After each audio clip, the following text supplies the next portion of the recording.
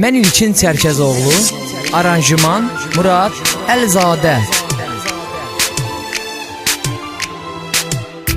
Ölməz bu məhəbbət, ölməz bu məhəbbət, ölə bilməz, ölə bilməz.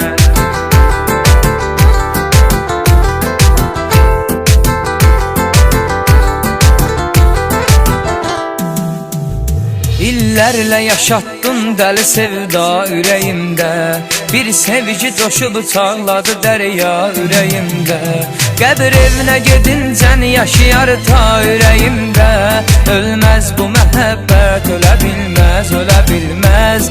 Ölməz bu məhəbbət, ölə bilməz, ölə bilməz. İllərlə yaşatdın dəli sevda ürəyimdə, bir sevgi coşub çağladı dərya ürəyimdə. Qəbir evinə gedincən yaşayar ta ürəyimdə.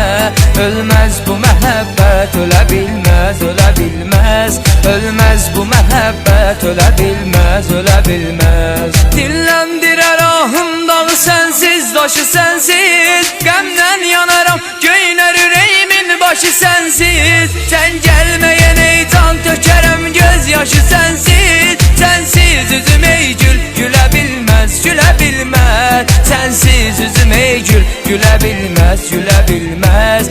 Ölməz bu məhəbbət, ölə bilməz, ölə bilməz. Ölməz bu məhəbbət, ölə bilməz, ölə bilməz.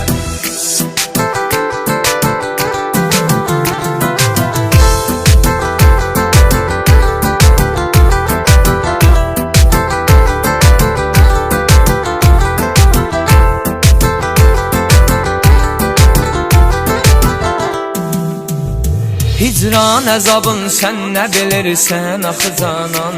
Kəm tək məni yandırmadadır ateşi hicran. Hər kim ki əgər olmasa dərd əhli o insan, dərd əhlinin alın bilə bilməz, bilə bilməz.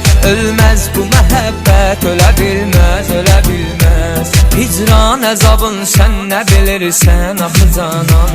Kəm tək məni yandırmadadır ateşi hicran. Hər kim ki əgər olmasa dərd əhli o insan, dərd əhlinin alın bilə bilməz, bilə bilməz. Ölməz bu məhəbbət, ölə bilməz, ölə bilməz. Bir yarın edib eşqi məni sərsəri xəstə, qaşları qələm zülfü siyah ləbləri püstə. Yazdım adını qanla kəlin lövhəsi üstə.